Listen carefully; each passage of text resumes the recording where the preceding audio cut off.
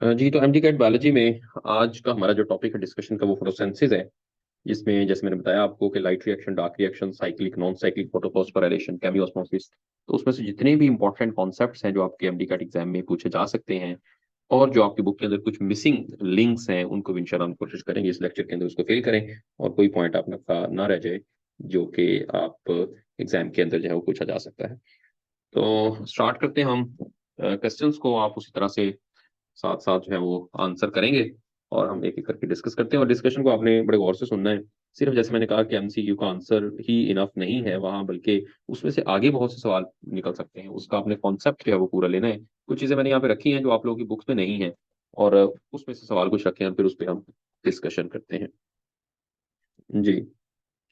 सबसे पहले question number 1 पे आते हैं। Where do the light reaction of photosynthesis take place. अब ये एक बड़ा इंपॉर्टेंट क्वेश्चन है कि आपको लोकेशन का पता होना चाहिए कि लाइट रिएक्शन कहाँ हो रहा है, डार्क रिएक्शन कहाँ हो रहा है। तो चार ऑप्शन आपके पास: स्ट्रोमा में, क्लोरोप्लास्ट में, थाइलाकॉइड में, ल्यूकोप्लास्ट में।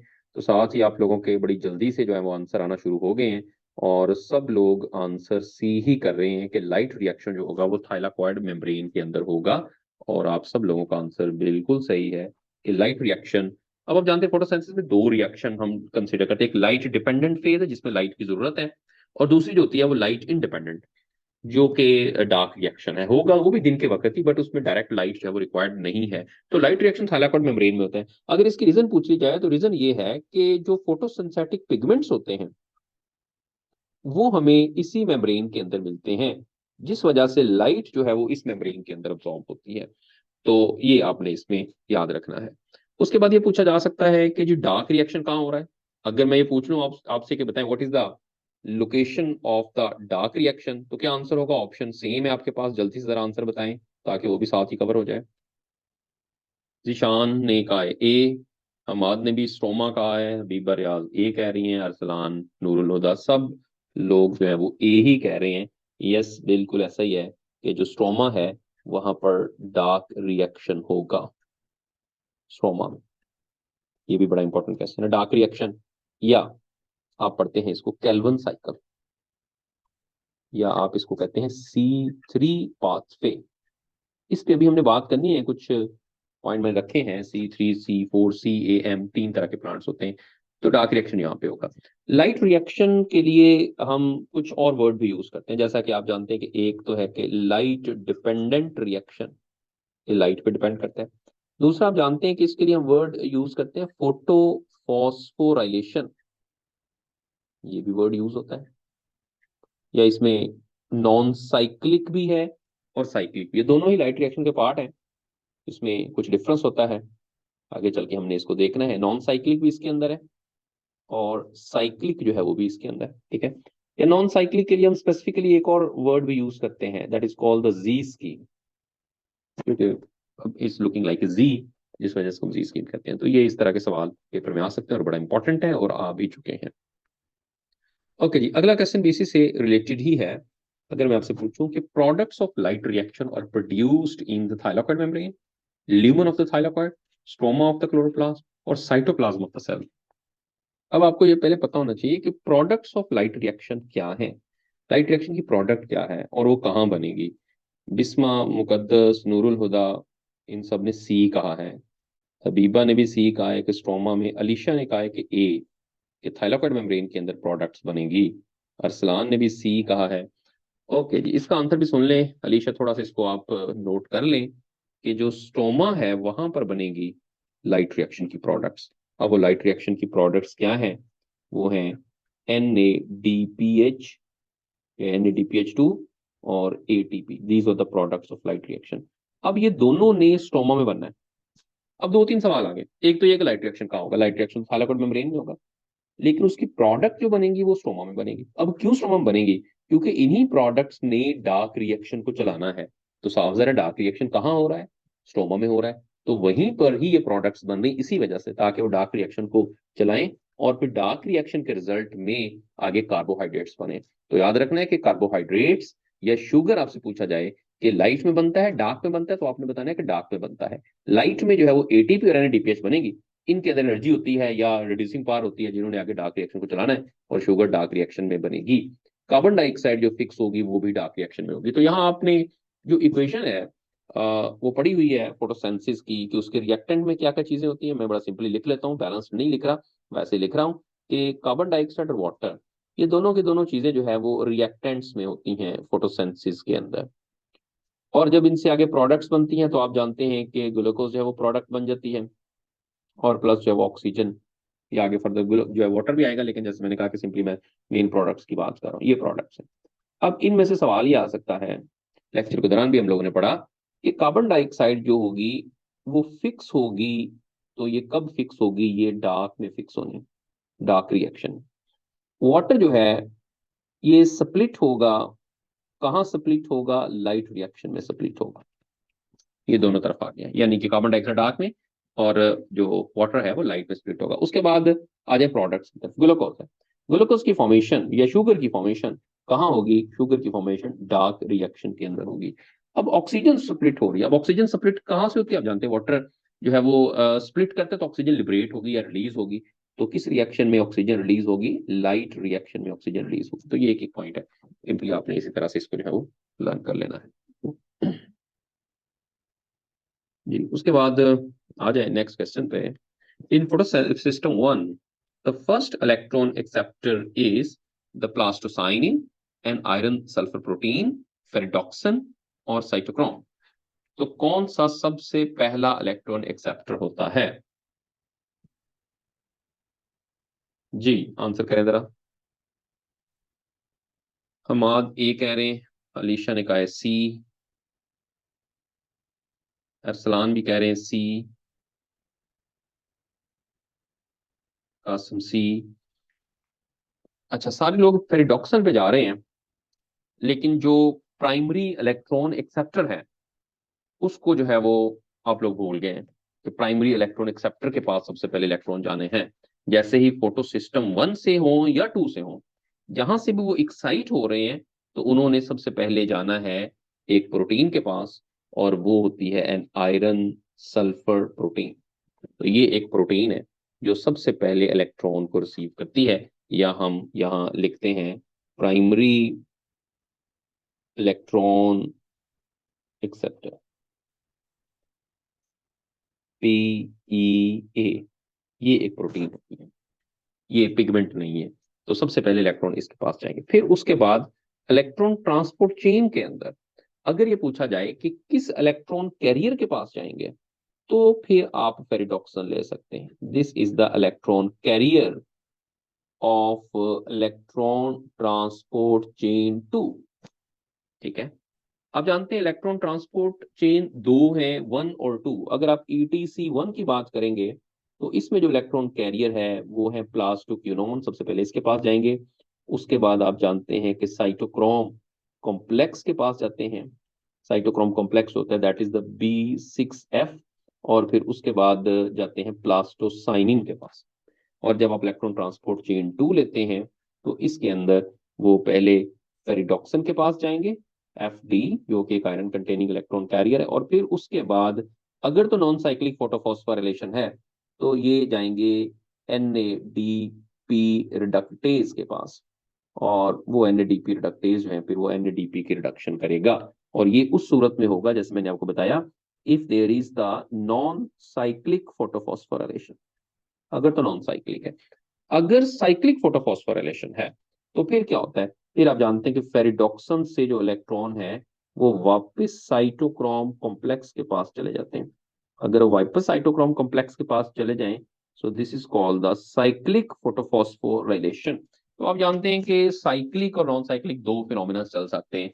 अगर तो कंडीशन नॉर्मल है तो फिर तो आप जानते हैं नॉन साइक्लिक होगा, ये भी याद रखना है। If there is the normal conditions तो नॉन साइक्लिक होना है। लेकिन अगर सर्टेन कंडीशन है, यानी सर्टेन कंडीशन में अगर हम बात करें तो आप जानते हैं कि ATP जो होता है अगर उसकी डेफिशिएंसी हो जाती है तो फिर साइक्लिक होना शुरू हो जाता है, नॉन साइक्लिक साइक्लिक में कन्वर्ट हो जाता है। और साइक्लिक एक शॉर्ट वे पाथ वे है जिसमें इलेक्ट्रॉन एक ही जगह जो है वो सर्कल में घूमते रहते हैं और ATP बनाते रहते हैं। लेकिन नॉन साइक्लिक एक लॉन्ग पाथ वे होता है। तो साइक्लिक और नॉन साइक्लिक में बहुत से डिफरेंसेस हैं, लेक्चर के दौरान हमने इसको डिटेल में पढ़ा हुआ है। वो आपने लाजमी जो है वो इसमें लर्न कर लेने हैं। ओके, नेक्स्ट क्वेश्चन पे, which one is the copper containing complex, paradoxin, plastocyanin, plastoquinone और साइटोक्रोम? कॉपर कंटेनिंग कौन सा है? जी, बीटा आंसर आ रहा है। हमाद ने भी, हबीबा, कासिम, हम्माद, ये सब लोग जो है वो, नूरुल हुदा ने भी बीटा कह दिया है। ओके, यस, सब लोगों का आंसर जो है वो करेक्ट है। इसमें जो कॉपर कंटेनिंग है वो प्लास्टोसाइनिन है, ये कॉपर कंटेनिंग है। और बाकी जो है वो आयरन कंटेनिंग इलेक्ट्रॉन कैरियर हैं। इसके अंदर जो ये भी इंपॉर्टेंट है, ये सवाल आया भी है कई दफा कि कॉपर कंटेनिंग कौन सा है। ओके, अच्छा, आगे वो एक कॉन्सेप्ट आ रहा है, इसको बड़े गौर से समझना है आपने। ये सवाल पेपर में आ सकता है, ठीक है, आपकी बुक्स के अंदर जरूर इसको लिखा जरूर हुआ है, लेकिन उस तरह से प्रॉपर डिस्क्राइब नहीं किया हो, तो मैंने इसको थोड़ा सा आपको डिटेल के अंदर चीजें जो है वो बताऊंगा। क्वेश्चन ये है, पहले मैं क्वेश्चन आपसे पूछता हूँ, देखें कि कौन इसका आंसर करता है। Process that makes importance difference between the C3 and C4 plants is the photosynthesis, फोटोरेस्पिरेशन, transpiration और ग्लाइकोलाइसिस? क्या चीज है जो C3 और C4 प्लांट्स में एक डिफरेंस जो है वो देती है? जी, हबीबा ए कह रहे हैं, कासम ने ए कहा है। अब इसके लिए जरूरी है कि आपको C3 C4 प्लांट का पता हो। जुनैद ने बीटा कहा है, अलीशा ने भी बीटा कहा है। यस, बीटा जो है वो इसके अंदर करेक्ट है। ये एक प्रोसेस है, आप लोगों ने पढ़ा होगा, अब इसमें भी सही कह रही है कि फोटो रेस्पिरेशन का जो प्रोसेस होता है, ये प्लांट्स में होना शुरू हो जाता है। और जब फोटो रेस्पिरेशन का प्रोसेस शुरू होता है, ये आपने रेस्पिरेशन वाले चैप्टर में पढ़ा हुआ है कि जब बहुत ज्यादा ड्राई कंडीशन होती हैं या हॉट डेज होते हैं, और स्पेशली ये जो एरिड इन्वायरमेंट के अंदर प्लांट्स होते हैं, उनमें ऐसा होता है कि जब बहुत हॉट डेज आते हैं उन कंडीशन में, तो प्लांट्स में एक फोटो रेस्पिरेशन का प्रोसेस स्टार्ट होता है, और ये C3 में स्टार्ट होता है, जिस वजह से फोटोसेंसिस रिड्यूस हो जाती है। और फोटोसेंसिस रिड्यूस होती है, प्लांट्स में फूड बनना कम हो जाती है। और फोटो रेस्पिरेशन का प्लांट को कोई फायदा नहीं है, बल्कि उल्टा नुकसान है कि यहाँ ना तो एनर्जी बनती है, बल्कि ऑलरेडी जो फोटोसेंसिस के रिजल्ट में कैल्विन साइकिल ने जो एनर्जी बनाई हुई है, उसको यूज करना शुरू कर देती है। तो अब C4 प्लांट्स होते हैं, उनमें ये एबिलिटी होती है, स्पेसिफिकली जो एरिड इन्वायरमेंट के अंदर रहते हैं, वो फोटो रेस्पिरेशन को कंपनसेट करते हैं, उसको जो है वो इस तरह से मैनेज करते हैं कि फोटोसिंथेसिस रुकती नहीं है और फोटोसिंथेसिस कॉन्टिन्यूसली होती रहती है। और यही वो हमने यहाँ बात करनी है। तो हम इस पे अभी देखते हैं कि C3 और C4 जो है वो एक्चुअली होते हैं। सबसे पहले तो आप ये देखें कि हम C3 क्यों कहते हैं C3। पहले तो इस पे आ जाए, जरा मुझे जल्दी से बता दें कि C3 का क्या मतलब है। ये तो आप लोगों को पता होगा। जी, जल्दी से इसका आंसर कर दें। मैं माइक जो है वो आपको ओपन कर देता हूं, अगर कोई माइक ओपन करके बताना चाहता है तो माइक ओपन करके बता दे। C3 का क्या पायरुवेट है? एसिड। जी बोलें। Pyruvate acid. Pyruvic acid, no. जी, सर उसमें हमारे पास प्रोसेस में जो फर्स्ट स्टेबल प्रोडक्ट होता है तो वो 3 कार्बन का होता है, तो थ्री इसलिए हम कार्बन C3 कौन सा होता है? थ्री क्वाड्रोपो। कार्बन, उसका नाम क्या है? सर हमारे पास 3 फॉस्फोग्लाइसरेट हमारे पास फर्स्ट यस, प्रोडक्ट एग्जैक्टली। मिलता है। फॉस्फोग्लिसरेट जो है वो 3 कार्बन होता है। अच्छा, गुड, वेरी गुड। तो ये इसका आंसर है। थोड़ा सा मैं मजीद जो है वो आपको ये डिस्क्राइब कर देता हूँ, और फिर हम इस पे C4 पे भी चलते हैं। बाकी कई लोगों ने सही आंसर किया, मैं टेक्स्ट बॉक्स अभी आपका देख रहा था। देखिए, होता यह है, आप जानते हैं कि एक प्रोसेस होता है RuBP, राइबोलोज बिस्फॉस्फेट। ये कार्बन डाइऑक्साइड के साथ रिएक्ट करता है in a presence of an enzyme which is called the rubisco, जो कि हम ये भी जानते हैं कि सबसे ज्यादा अबंडेंट प्रोटीन भी है अर्थ के ऊपर।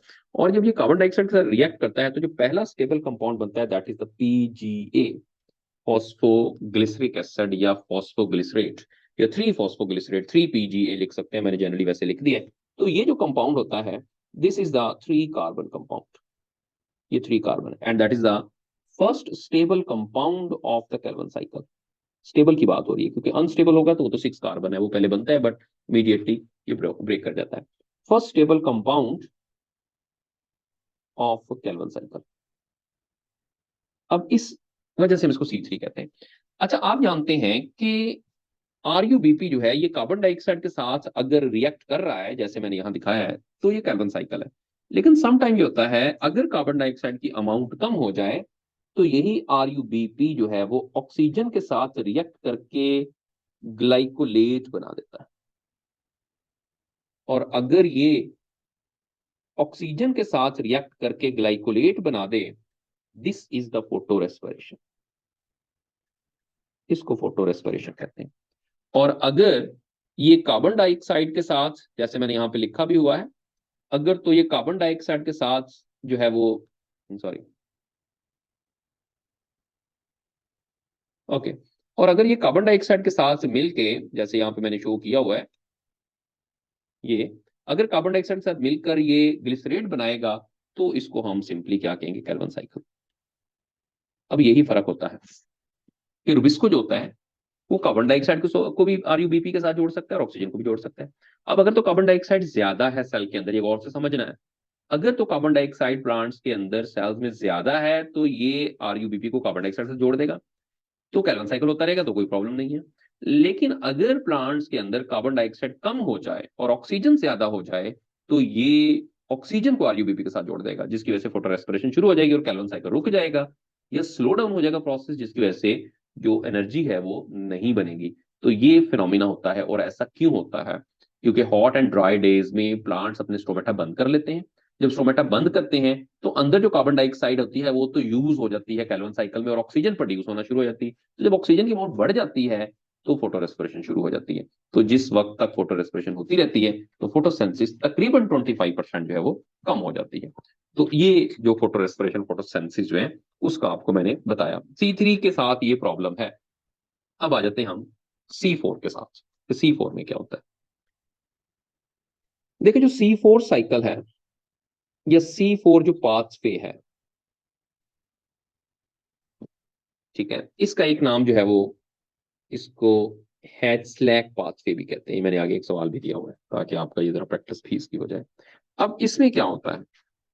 इसमें ये होता है कि जो कार्बन डाइऑक्साइड होती है वो रिएक्ट करती है फॉस्फोइनोल पाइरुवेट के साथ, पीईपी के साथ, और एक एंजाइम की प्रेजेंस में, और वो एंजाइम का नाम है पीईपी कार्बोक्सिलेज।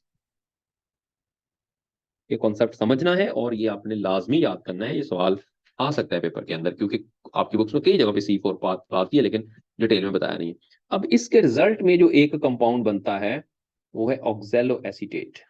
और ऑक्सैलो एसीटेट जो होता है ये 4 कार्बन है और इस वजह से इसको C4 साइकिल कहते हैं, क्योंकि ऑक्सैलो एसीटेट जो होता है 4 कार्बन कंपाउंड होता है। ओके। अब अब ये इसको आपने देखना है कि ये बन गया ऑक्सैलो एसीटेट। अब C4 कहने की वजह तो आपके सामने आ गई। अगर तो ये सवाल आ जाएगा C4 क्यों कहते हैं, because the first stable compound या फर्स्ट जो कंपाउंड बना है यहाँ वो 4 कार्बन है, इस वजह से C4 है। वहां 3 कार्बन था इसलिए वो 3C3 आप उसको कह रहे थे। अब ये फिनोमिना हो गया, ठीक है। अब उसके बाद क्या होता है? उसके बाद ऑक्सैलो एसीटेट, मैं पूरा साइकिल आपको बता रहा हूँ। ऑक्सैलो एसीटेट जो होता है वो कन्वर्ट हो जाता है फर्दर मैलेट के अंदर। Again this is a 4 carbon compound, ये मैलेट में हो जाता है। और ये सारा प्रोसेस कहाँ पर हो रहा है? ये जो मैं यहाँ आपको आउटलाइन दे रहा हूँ, यहाँ से लेके यहाँ तक, ये प्रोसेस जो है ये हो रहा है मीजोफिल सेल्स के अंदर। ये मीजोफिल सेल्स, ओके, यहाँ ये प्रोसेस हो रहा है।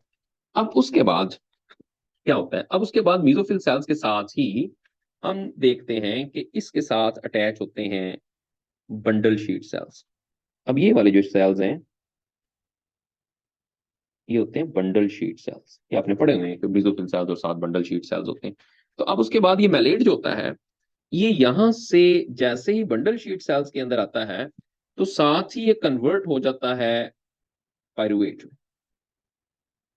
और पायरुवेट के साथ ही कन्वर्ट होके ये कार्बन डाइऑक्साइड में भी कन्वर्ट हो जाता है। यानी कार्बन डाइऑक्साइड वहां से इवॉल्व हो जाती है, साथ वो पायरुवेट बन गया। अब हम जानते हैं कि ये इसमें 4 कार्बन थे, ऊपर ऑक्सैलो एसिड में 4 कार्बन थे, पायरुवेट में हम जानते हैं 3 कार्बन होते हैं।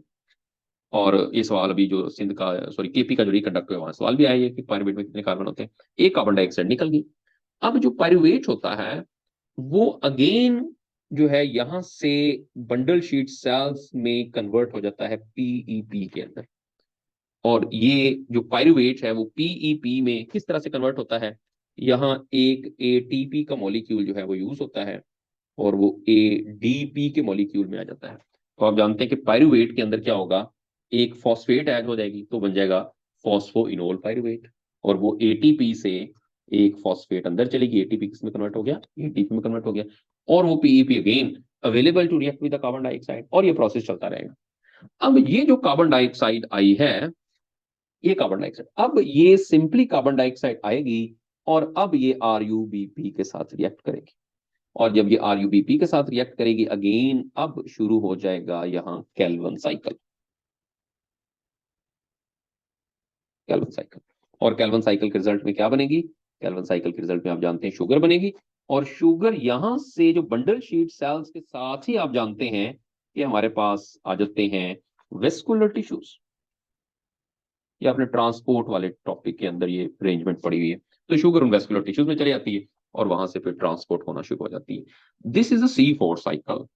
अब C3 में क्या होता है? C3 में तो डायरेक्ट देखे, C3 में तो डायरेक्ट कार्बन डाइऑक्साइड आती है और RuBp के साथ जो है वो रिएक्ट कर जाती है, और रिएक्ट करके वो शुगर बनाना शुरू कर देती है। लेकिन यहाँ पर C4 के अंदर कार्बन डाइऑक्साइड को एक और पाथवे में एंगेज कर दिया जाता है, जिसमें हम सिंपली वर्ड में ये कह सकते हैं कि कार्बन डाइऑक्साइड प्लांट्स के अंदर स्टोर होती रहती है, जमा होती रहती है, जिसकी वजह से प्लांट्स के सेल्स के अंदर कार्बन डाइऑक्साइड जो है वो कम नहीं होती। जब वो कम नहीं होगी तो उससे फोटो रेस्पिरेशन नहीं होगी, हमेशा फोटोसिंथेसिस ही चलती जाएगी, और इस फिनोमिना को हम कहते हैं C4 साइकिल। स्पेसिफिकली ये उन प्लांट्स के अंदर होते हैं जो एरिड इन्वायरमेंट के अंदर रहते हैं, जो हॉट और ड्राई कंडीशन रहते हैं। They are adaptive for such like cycles, कि अब वो उसके अंदर अपना गुजारा करते हैं और फोटोसेंसिस होती रहती है, चाहे उसके स्ट्रोमेटा बंद भी हो जाए फिर भी उनके अंदर स्ट्रोमेटा जो है वो सॉरी फोटोसेंसिस जो है वो होती रहती है। तो this is the simply C4 cycle. अब अगर इस किसी को C4 साइकिल की कोई प्रॉब्लम है, कोई कंफ्यूजन है, कोई चीज समझ नहीं आई, तो वो पूछ सकते हैं। बहरहाल जो चीजें मैंने आपको बताई हैं, आपने इनको जो है वो जहन में रखना है, और यही इंपॉर्टेंट है, और आप से सवाल जो है वो इसमें से आ सकता है। इसी तरह से एक टाइप जो होती है ना, वो अब वो इतना ज्यादा रेलिवेंट नहीं है आपके साथ, लेकिन थोड़ा सा आप उसको जो है वो सुन लें कि क्या जो है वो इसके अंदर काम करता है CM साइकिल। स्टोर कैसे, स्टोर ऐसे होती है, स्टोर हम ये नहीं कहेंगे कि इससे स्टोर, लेकिन ये कि it's like it's looking like storage of the carbon dioxide. Why? Because carbon dioxide engage है एक और पाथवे में, इधर उधर इंगेज हो गई है, तो वो कम नहीं होगी प्लांट्स के अंदर, इस वजह से मैं यहाँ पे कह सकता हूँ कि स्टोर हो जाएगी। तो वो एक्चुअली इंगेज हो रही है या प्लांट्स के अंदर अवेलेबल है। ओके, अच्छा, इसके साथ ही एक जो होता है वो CAM, इसको हम कहते हैं crassulacean acid metabolism, CAM plants. अब CAM प्लांट्स क्या करते हैं?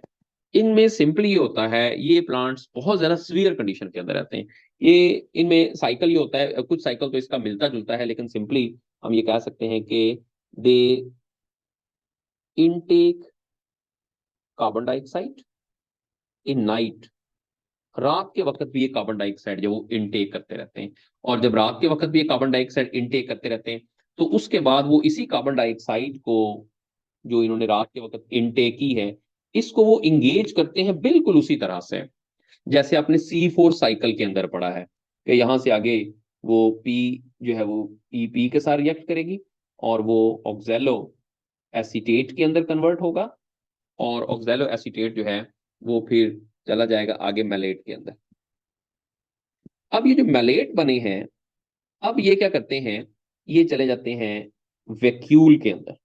थोड़ा सा इसके अंदर जो फर्क है, ये वैक्यूल में चले जाएंगे, और वैक्यूल से फिर वो मैलेट जो है वो अब चले जाएंगे मीजोफिल सेल्स के अंदर, और मीजोफिल सेल्स के अंदर जब वो मैलेट जाएंगे, तो वहां जाके अगेन वो क्या करेंगे, कार्बन डाइऑक्साइड दे देंगे और साथ पायरुवेट बन जाएगा, और वो कार्बन डाइऑक्साइड जो है अब वो केल्विन साइकिल के अंदर चली जाएगी।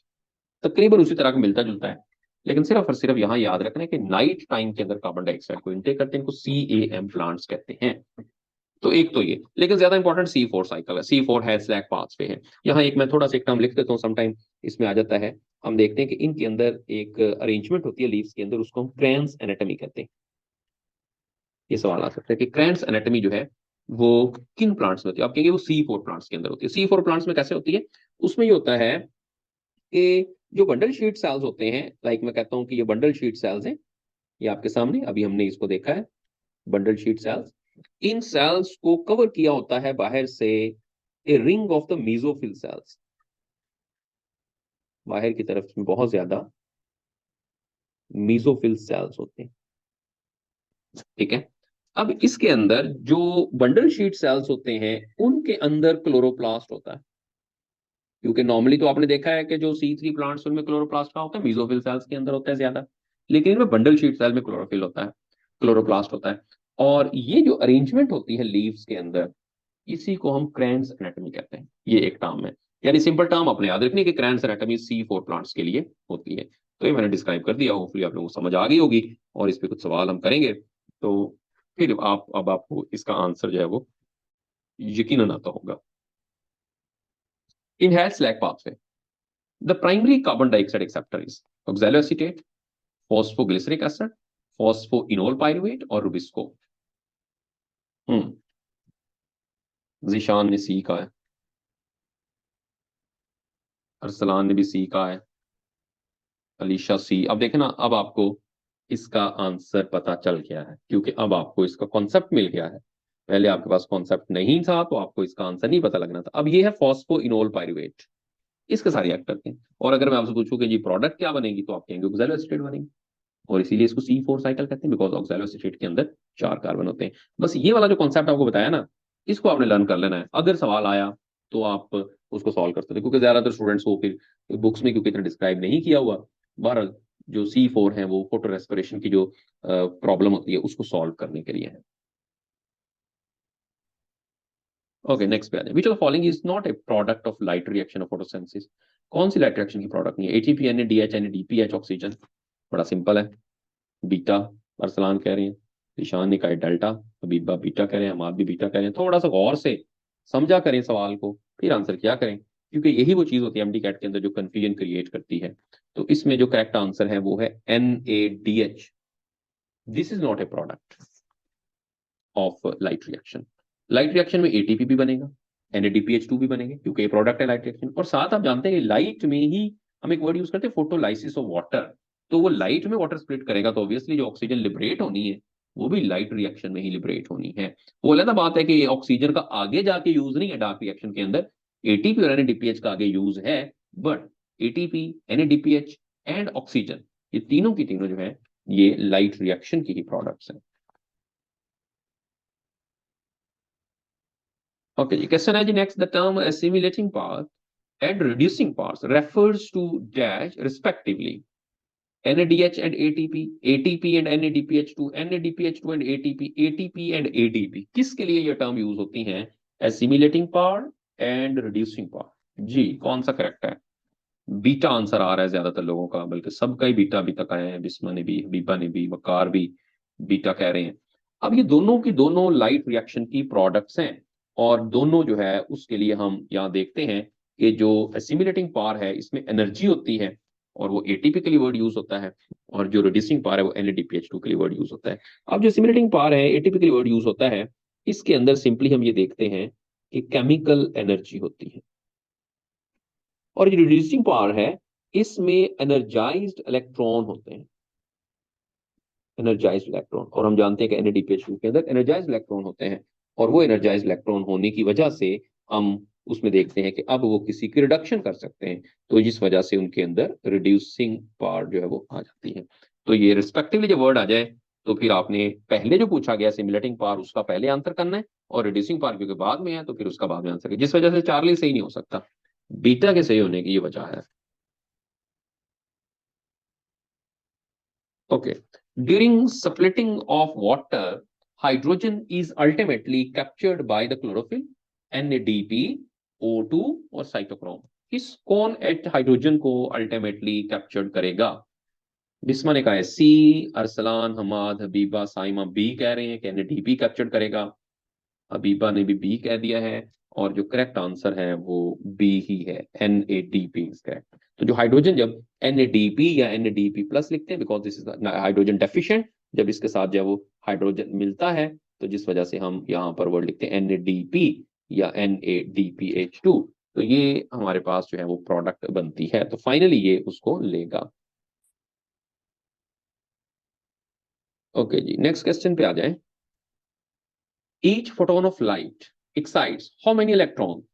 1, 2, 4 और 6। जब लाइट आएगी, फोटोन आएगा, पैकेट्स ऑफ लाइट, तो कितने इलेक्ट्रॉन एक्साइट होंगे? जी ज्यादातर लोग जो है वो ए कह रहे हैं, अलीशा ने बी कहा है, बाकी हबीबा ने, वकार ने, जिशान ने, अरसलान सब ए कह रहे हैं, और इसका जो करेक्ट आंसर है वो ए ही है। 1 इज करेक्ट। अब आपकी बुक के अंदर उसने 2 लिखा हुआ है, लेकिन वो 2 जो है वो इकट्ठे नहीं जाएंगे, और बकायदा मेंशन उसने किया हुआ है कि एक एक करके इलेक्ट्रॉन जाएगा, पूरी एक रो होगी, क्यू बनी होगी कि इलेक्ट्रॉन मूव करते जाएंगे, लेकिन जो 2 हम लिखते हैं they are finally at least required 2 electron at the end, but actually excite 2 नहीं होते, एक्साइट एक एक करके जाएगा। तो ये भी एक बड़ा इंपॉर्टेंट कॉन्सेप्ट है, इसको भी आपने जो है वो याद करना है। अब फाइनली अगर कितने चाहिए, मिनिमम कितने रिक्वायर्ड है कि एक प्रोडक्ट बने, तो आपने 2 लिखना है, लेकिन जाएगा एक साइड कितने होंगे, एक एक करके।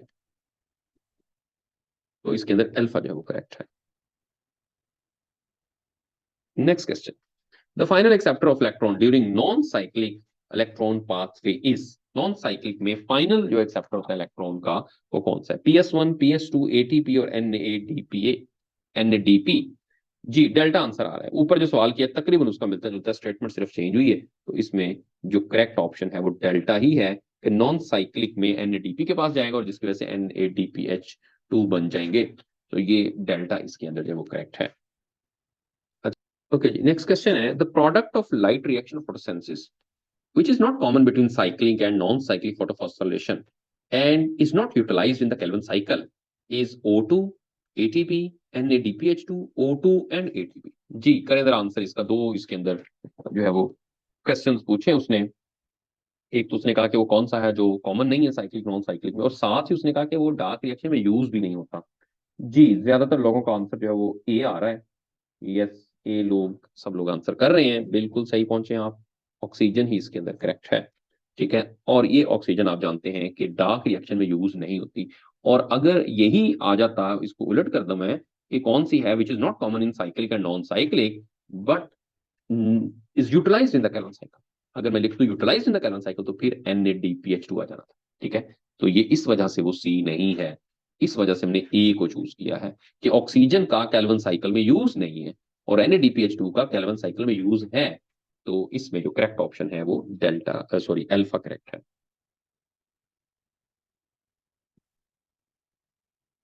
Okay, next question है, which of the following is a correct sequence for the movement of electrons during non-cyclic photophosphorylation? कौन सा करेक्ट सीक्वेंस है जिसमें नॉन साइक्लिक फोटोफॉस्फोरिलेशन में इलेक्ट्रॉन मूव करते हैं? आपके सामने 4 जो है वो ऑप्शन है, जल्दी से जरा पहुंचे कौन सी सही है इसमें।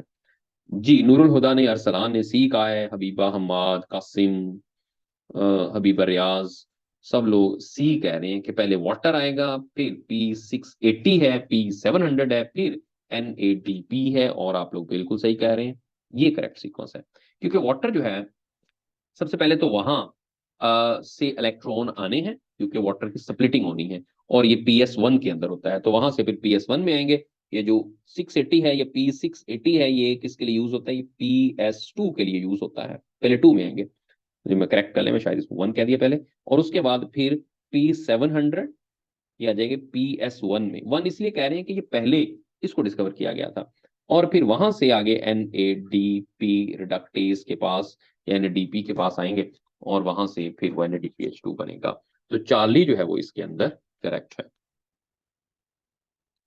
ओके, नेक्स्ट क्वेश्चन है, the common feature between non cyclic and cyclic photophosphorylation, the proton gradient formation, release of O2, formation of NADPH plus H या NADPH2, फोटोलाइसिस ऑफ वाटर।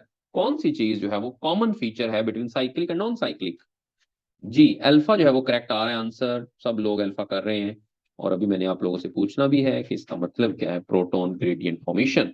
जी जरा माइक ओपन करके कोई भी आप में से जल्दी से बता दे, और कोई इसमें शर्माने वाली कोई टेंशन वाली बात नहीं है, ज्यादा से ज्यादा क्या हो जाएगा, गलत हो जाएगा तो कोई इशू नहीं। What is meant by the sir proton gradient formation?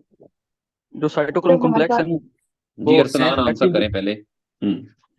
Cytochrome complex actively stroma से सालाकोड मेम्ब्रेन के ल्यूमन में ट्रांसपोर्ट करता है प्रोटॉन को, तो उधर वो प्रोटॉन ग्रेडियंट बन जाता है, और पहले भी फोटोलाइसिस से उधर प्रोटॉन बन जाता है। यस बिल्कुल सही कहा अरसलान ने, माइक बंद कर लें। बिल्कुल ऐसा ही है, क्योंकि साइक्लिक हो या नॉन साइक्लिक फोटोफॉस्फोरिलेशन हो, देखें एक चीज तो कॉमन है, और वो चीज जो कॉमन है वो क्या है कि दोनों के अंदर हम जानते हैं कि ATP प्रोडक्शन तो होनी है, ये तो कॉमन है दोनों के अंदर। और एटीपी प्रोडक्शन कैसे होनी है आप जानते हैं। एटीपी प्रोडक्शन का जो प्रोसेस है वो होता है केमियोस्मोसिस। और केमियोस्मोसिस के दौरान जो इसका पहला स्टेप होता है, जिसमें आप जानते हैं कि प्रोटॉन जो होते हैं, अब डिटेल के अंदर लेक्चर के अंदर हमने इसको डिस्कस किया था कि प्रोटॉन जो है उसको पंप किया जाता है। और उसको पंप कहां से कहां किया जाता है, उसको पंप किया जाता है स्ट्रोमा से ल्यूमेन के अंदर। और ल्यूमेन के अंदर उसको भरा जाता है, जो लिखा है ना प्रोटॉन ग्रेडियंट फॉर्मेशन, वहां उसको धकेला जाता है। पंप का मतलब होता है एक्टिवली, जैसे अरसलान ने कहा कि एक्टिवली उसको ल्यूमेन की तरफ धकेला जाता है। So this is common for both. ATP production is common for both, chemiosmosis is common. और ये थोड़ा सा उससे हट के ऑप्शन दी थी, तो आपने यकीनन जो है वो इसको समझ लिया कि ये प्रोटॉन ग्रेडियंट फॉर्मेशन भी दोनों के अंदर कॉमन फीचर है। Next question. In photosynthesis during ATP formation, accumulation of protons occurs, again उससे मिलता जुलता है क्योंकि बड़ा इंपॉर्टेंट कॉन्सेप्ट है, आपको इसकी मुकम्मल प्रैक्टिस करनी है। तो accumulation of protein कहाँ होती है? In the lumen of thylakoid, in the stroma of the chloroplast, in the periplastidial spaces और outer surface of the thylakoid। जी, अभी मैंने इससे पहला जो आंसर है यानी क्वेश्चन जो का किया है उसके अंदर इसका आंसर भी कर दिया है, और आप लोग बिल्कुल सही आंसर कर रहे हैं। आपको इसमें कॉन्सेप्ट बन चुका है in the lumen of thylakoid. ये देखिए ल्यूमन के अंदर उसको जब भरा जा रहा है, स्ट्रोमा से ल्यूमन की तरफ पंप हो रहे हैं। ओके गुड, सब लोगों का सही आंसर है।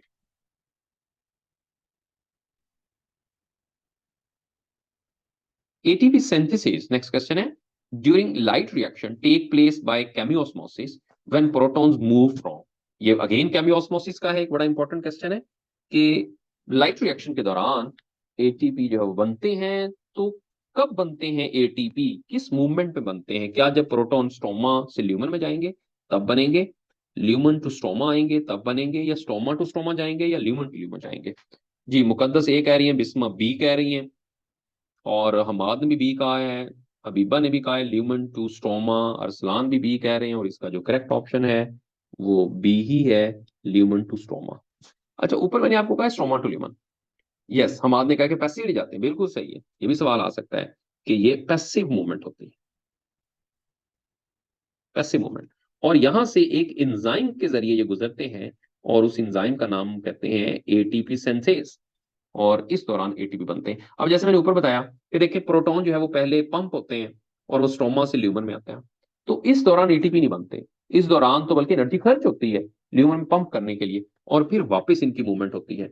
और फिर जब ल्यूमन से वापस स्ट्रोमा के अंदर आते हैं तो उस दौरान जो है यहां पर एटीपी फॉर्मेशन होगी। ये बड़ा इंपॉर्टेंट कॉन्सेप्ट है। इस वजह से हम कहते हैं कि केमियोस्मोसिस में जो प्रोटॉन्स होते हैं दे moving across the thylakoid membrane, और ये जो मूवमेंट हो रही है थाइलाकॉइड मेम्ब्रेन के अक्रॉस हो रही है। अक्रॉस मतलब आर पार, इधर से उधर और उधर से इधर। तो दूसरी मूवमेंट के अंदर, पैसिव मूवमेंट के अंदर एटीपी बनते हैं, पहले मूवमेंट में या एक्टिव मूवमेंट में एटीपी नहीं बनते। तो ये सवाल यहाँ बड़ा इंपॉर्टेंट है, इसको आपने लर्न कर लेना है। ओके जी, नेक्स्ट क्वेश्चन पे आ जाए। In photosynthesis the light dependent reaction take place at the stromal matrix, thylakoid lumen, photosystem 1 और photosystem 2. Light independent reaction, which is also called the dark reaction. बिल्कुल सही है, अब इसमें कोई मुश्किल चीज नहीं है। ये मैट्रिक्स के अंदर होगा, और स्ट्रोमा मैट्रिक्स जो है वहां पर होगा, वहीं पे शुगर बनेगी। ठीक है, अल्फा इज करेक्ट। ओके जी, next question. For every carbon dioxide molecule entering the Calvin cycle required energy is 3 ATP and 2 NADPH, 2 ATP and 3 NADPH, 3 ATP and 3 NADPH, 2 ATP and 2 NADPH। ये मैंने आप लोगों के लिए बड़ा आसान कर दिया ये क्वेश्चन, अदरवाइज में कंफ्यूजन क्रिएट भी की जा सकती थी। ओके जी, सब लोग अल्फा आंसर कर रहे हैं। यस, हर कार्बन डाइऑक्साइड जब आती है केल्विन साइकिल के अंदर तो उसके लिए 3 ATP एंड 2 NADH रिक्वायर्ड होते हैं। लेकिन अगर आपकी बुक के अंदर जो केल्विन साइकिल दिया हुआ है उसके अंदर उसने टोटल 9 एटीपी और 6 NADH दिखाए हुए हैं।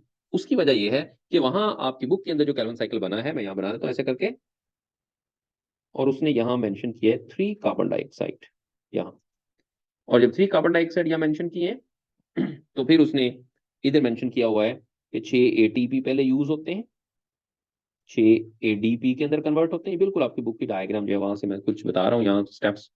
और फिर यहाँ लिखा है कि 6 NADPH2 जो है वो यूज होते हैं, और वो यहाँ से 6 NAD में कन्वर्ट हो रहे हैं, NADP में कन्वर्ट हो रहे हैं। और फिर आपकी बुक में यहाँ पे उसने लिखा 3 ATP और यूज होते हैं। रीजनरेशन फेज के अंदर 3 एटीपी में कन्वर्ट। तो ये साइकिल कैल्विन साइकिल। लेकिन यहाँ 3 कार्बन डाइऑक्साइड मेंशन की हुई है, तो एक मिनिमम प्रोडक्ट लेने के लिए 3 कार्बन डाइऑक्साइड चाहिए, क्योंकि यहां से जो प्रोडक्ट आती है वो ट्राइओज आती है। और आप अगर इक्वेशन को देखते हैं फोटोसेंस की, वहां 6 कार्बन डाइऑक्साइड है और आगे ग्लूकोज लिखा हुआ है, साफ है 6 कार्बन डाइऑक्साइड जब हो जाएंगे तो 2 ट्राइओज हो जाएंगे, 2 ट्राइओज 1 हेक्सोज या ग्लूकोज बना देंगे। लेकिन कार्बन डाइऑक्साइड एक एक करके आता है, 3 इकट्ठे नहीं आते, ये ध्यान में रखना है। और 3 इस वजह से मेंशन किए गए हैं कि अगर हम एक एक मेंशन करते तो हमें ये साइकिल फिर 3 बनाने पड़ते, होते तो वही सेम, लेकिन हमने अपनी सहूलत के लिए ऊपर 3 लिख दिया और हमने एक साइकिल बना के चीजें उसके अंदर एडजस्ट कर दी। तो फिर अगर 3 के लिए 9 एटीपी है तो ऑब्वियस है कि एक के लिए 3 होंगे। अगर 3 कार्बन डाइऑक्साइड के लिए 6 एनएडीएच रिक्वायर्ड है तो फिर एक के लिए 2 रिक्वायर्ड होंगे। इस वजह से इसके अंदर अल्फा जो है वो करेक्ट है। और ये बात जहन में रखनी है कि एक साइकिल में एक एटी जो है वो एक कार्बन डाइऑक्साइड आता है और उसमें 3 एटीपी और 2 एनएडीएच यूज होते हैं। तो ये बड़ा इंपॉर्टेंट है, इसको याद रखना है, क्योंकि मोस्टली होता है कि जो स्केच आपने याद किया और डायग्रामेटिकली उसमें से आप उसको ध्यान में रखते हुए आंसर कर देते हैं, लेकिन वो स्केच जो है वो आप ये कहेंगे वो समराइज फॉर्म में लिखे हुए हैं, बट एग्जैक्टली वैसे नहीं चलते।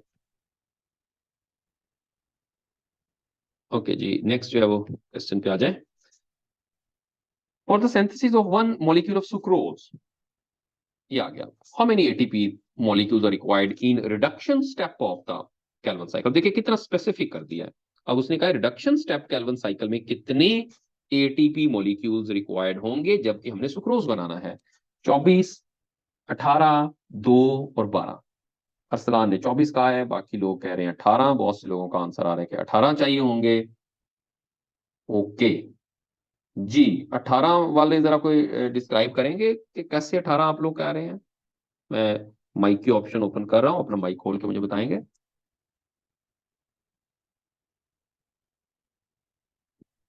ओके, अरसलान कह रहे हैं 24। 9, हम आज कह रहे हैं 9 इंटू 2। अब देखिए 9 किस में, 9 जो होंगे वो तो एक ट्राइओज बनाने के लिए चाहिए, ठीक है। और फिर उसके बाद सिर्फ रिडक्शन फेज के अंदर पूछा गया है। अब मैं आंसर जो है वो पूछूंगा अरसलान से, क्योंकि उन्होंने आंसर सही किया है। अगेन जी अरसलान बताएं जरा बाकी लोगों को कि क्यों आपने कहा है कि 24 जो है वो एटीपी चाहिए।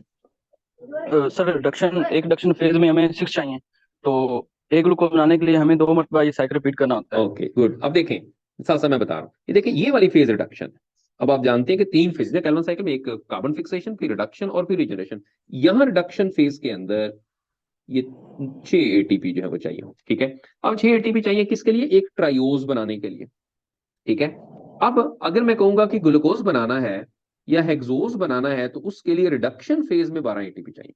सिर्फ रिडक्शन फेज की बात हो रही है, ठीक है। और जो सुक्रोज है इसमें आप जानते हैं कि 2 हेक्सोसिस होते हैं, ग्लूकोज और फ्रुक्टोज। तो साफ है अगर एक हेक्सोज के लिए 12 चाहिए तो 2 हेक्सोसिस के लिए 24 एटीपी चाहिए in case of reduction phase. हाँ अगर टोटल पूछेगा तो साफ है फिर इसके वैल्यूज जो है वो चेंज हो जाएंगी। So correct answer is 24 ATP. Good. तो ये देखिए सवाल जब आ रहे होते हैं ना उसको स्टेटमेंट को समझ के उसमें ये देखना है कि वो कितने तरह से क्वेश्चन कर रहा है। यहाँ 2 सवाल उसने किए बल्कि 3 उसने सवाल किए हैं। एक तो सुक्रोज पूछ लिया, आपको पहले ये एनालाइज करना है कि सुक्रोज डाइसैकराइड है और उसमें ग्लूकोज और फ्रुक्टोज मिलते हैं, दोनों हेक्सोसिस हैं। फिर उसने और स्पेसिफाई कर दिया कि रिडक्शन स्टेप के अंदर, तो फिर आपने आगे जाके कैल्विन साइकिल में रिडक्शन और रीजनरेशन दोनों में एटीपी यूज होते हैं, लेकिन आपने सिर्फ रिडक्शन का बताना है क्योंकि रिडक्शन का पूछा गया है। ओके नेक्स्ट क्वेश्चन पे आ जाए। In the dark reaction, the first reaction is the carboxylation, decarboxylation, dehydrogenation और reduction। डार्क रिएक्शन में यानी कि कैल्विन साइकिल में पहला रिएक्शन जो है वो क्या होता है।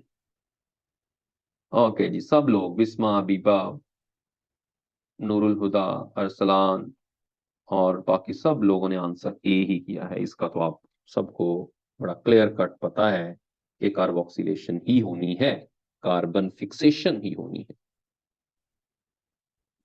Carbon fixation. अब कार्बन फिक्सेशन में कार्बन फिक्सेशन कैसे होती है, कार्बन फिक्सेशन इनऑर्गेनिक कार्बन जो होती है, पहले मैं लिखूंगा कि ये इनऑर्गेनिक कार्बन है क्योंकि कार्बन डाइऑक्साइड इनऑर्गेनिक है। उसके बाद ये फिक्स हो जाती है या कन्वर्ट हो जाती है ऑर्गेनिक कार्बन के अंदर, क्योंकि जब ग्लिसरेट बनना है या ग्लिसरिक एसिड बनना है तो उसके अंदर ऑर्गेनिक कंपाउंड है। इनऑर्गेनिक टू ऑर्गेनिक कार्बन में कन्वर्जन होती है, तो ये भी पूछा जा सकता है, that is simply called the carboxylation. Okay जी, अगले सवाल पे आ जाएं। How many calorie cycles would generate one molecule of glucose और hexose? One cycle, two cycle, three cycle, six cycle? बीटा सब लोग आंसर कर रहे हैं, हालांकि ये चीज मैं बता भी चुका हूं। डेल्टा जीशान का है, हमाद का सी आ गया है कि थ्री साइकिल है, वन ही रह गया, बाकी तो तकरीबन सारे आंसर आ गए हैं। ओके जी, इसका जो करेक्ट आंसर मैं यहाँ दे रहा हूं आपको वो है सिक्स साइकिल्स, 6 साइकिल चाहिए। मैंने आपको बताया कि एक साइकिल में एक कार्बन डाइऑक्साइड फिक्स होगी, तो कितनी कार्बन डाइऑक्साइड आपकी इक्वेशन के पास है कि ग्लूकोज बनाने के लिए चाहिए? तो ग्लूकोज बनाने के लिए आपको 6 कार्बन डाइऑक्साइड चाहिए, तो टोटल नंबर ऑफ साइकिल्स में अगर यहाँ काउंट करूंगा तो वो 6 साइकिल्स आएंगे, वो 2 नहीं आएंगे। मैंने पहले आपको बताया कि कार्बन डाइऑक्साइड एक एक करके फिक्स होती है, वो अलग बात है कि हम अपनी सहूलत के लिए उसको लिख देते हैं, लेकिन एक्चुअली जो है वहां पर 6 साइकिल्स होंगे। So delta is correct. अगले पे आ जाए। Connecting link between the light phase and the dark phase of photosynthesis is, क्या कनेक्टिंग लिंक है? एटीपी है या एनएडीपीएच है सिर्फ, या एनएडीएच है, या एटीपी और एनएडीपीएच है? कौन सा कनेक्टिंग लिंक है between the light and the dark phase of the photosynthesis? जी, डेल्टा आंसर सब लोगों का आ रहा है, बिल्कुल यही कनेक्टिंग लिंक है कि ये वो प्रोडक्ट्स हैं जो लाइट रिएक्शन में बनती हैं, फिर उसके बाद ये डार्क रिएक्शन में यूज हो जाती हैं, और अगेन दे और reloaded in the light reaction. So ये थे बहुत इंपॉर्टेंट एमसीक्यूज जो कि हमने यहाँ डिस्कस किए।